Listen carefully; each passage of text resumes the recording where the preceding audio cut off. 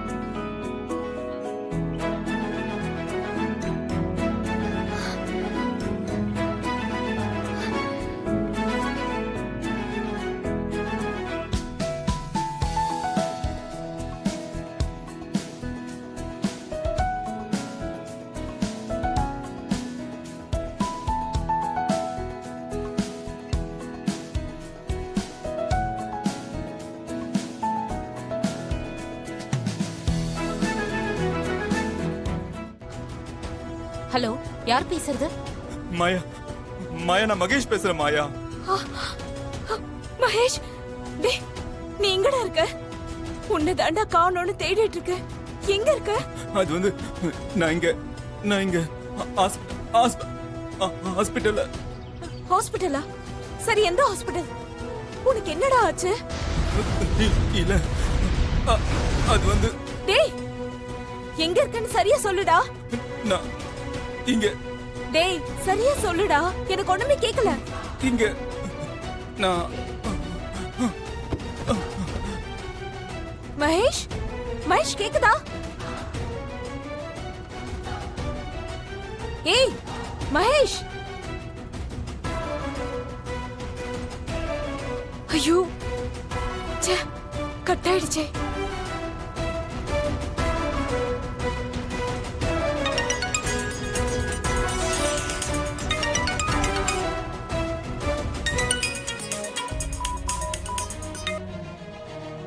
இது யார் நம்பர்னு தெரியலையே, போன் எடுக்க மாட்டேங்கிறாங்க.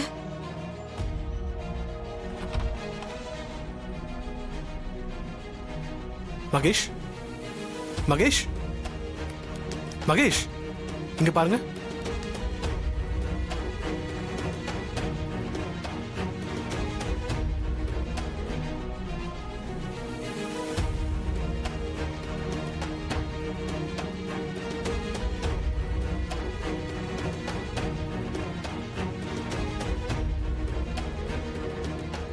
சார், கொஞ்ச நேரத்துக்கு முன்னாடி தான் சார் கண்ணு முழிச்சு பார்த்தாரு. அதனால தான் உங்களை கூப்பிட வந்தேன். அதுக்குள்ள என்னாச்சுன்னு தெரியலையே சார். திரும்பவும் கோமாக்கே போயிட்டாரு. ஓ, எக்ஸ்கியூஸ் மீ டாக்டர். வாங்க, உள்ள வாங்க. வாங்க டாக்டர். நானே உங்களுக்கு கால் பண்ண நினைச்சேன், நீங்களே வந்துட்டீங்க. அப்படிங்களா? என்ன விஷயம் டாக்டர்? மகேஷ்க்கு கொஞ்ச நேரத்துக்கு மட்டும் தான் கான்ஷியஸ் வந்துச்சு. நர்ஸ் வந்து என்கிட்ட சொன்னாங்க. நானும் வேகமா வந்து பார்த்தேன். ஆனா மறுபடியும் கோமாக்கே போயிட்டாரு. யூஷுவலா இந்த மாதிரி ஆகுமா டாக்டர்? இந்த மாதிரி கேஸ்ல ஜெனரலைஸ் பண்ணி எதையும் சொல்ல முடியாது. இவருக்கு இப்படி ஆகுது, தட்ஸ் ஆல். டாக்டர், இப்போ மறுபடியும் எப்போ அவர் கான்ஷியஸ் வரும்? Yes, I think is recovering. Any time முடிச்சு பாப்பாரு. சரிங்க டாக்டர். ஒருவேளை அவருக்கு கான்ஷியஸ் வந்துருச்சுன்னா எனக்கு கொஞ்சம் கால் பண்ணி இன்ஃபார்ம் பண்றீங்களா? கண்டிப்பா சொல்றேன். அவர் மானிட்டர் பண்ணிட்டே இருங்க. Okay doctor. இதெல்லாம் நினைச்சு நீ கவலைப்படாத. இன்னும் 2 நாள்ல நீ ஆஸ்திரேலியாக்கு போயிடுவ. அதுக்குள்ள மகேஷ் கான்ஷியஸ் வந்துருச்சுன்னா எல்லா பிரச்சனையும் சால்வ் ஆயிடும். நீ நிம்மதியாவே கிளம்பலாம். சரி, போலாம். இல்ல, நீ கிளம்பு, நான் கொஞ்சம் கடைக்கு போயிட்டு வரேன். கடைக்கு போறியா? பர்ச்சேஸ் எதுவும் பண்ணுமா? நானும் வேணா வரேன். இல்ல, நான் மட்டும் போயிட்டு வந்துடுறேன். ஏன், என்ன வாங்க போற? அது அப்பா அம்மாக்கு நாளைக்கு கல்யாண நாள் வருது. ஆனா அவங்க 2 பேரும் அதை கொண்டாடினதே இல்லை. அவங்க 2 பேரையும் ஒன்னா மணமேடையில உட்கார வச்சு பார்க்கணுன்றது என் ரொம்ப நாள் ஆசை. என் அம்மா பத்தி தான் உனக்கு நல்லா தெரியுமே. அவங்க இதுக்கெல்லாம் ஒத்துக்கவே மாட்டாங்க. நானும் ஆஸ்திரேலியா போறதால அட்லீஸ்ட் ஒரு சின்ன கிஃப்ட் வாங்கி கொடுத்துட்டு போனா அவங்க ரொம்ப சந்தோஷப்படுவாங்க. அதான் gift வாங்க கடைக்கு போலான்னு இருக்கேன். சரி, நான் கிளம்புறேன். சார் சார் ஒரு நிமிஷம்.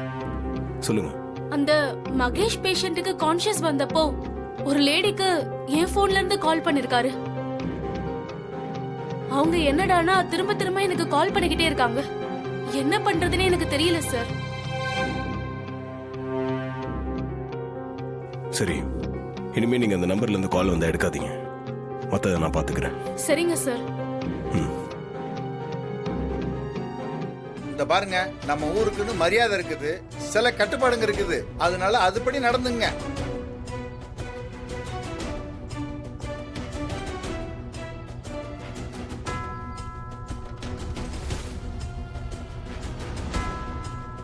வணக்கம் வணக்கம் வணக்கம் வணக்கம். வணக்கம்.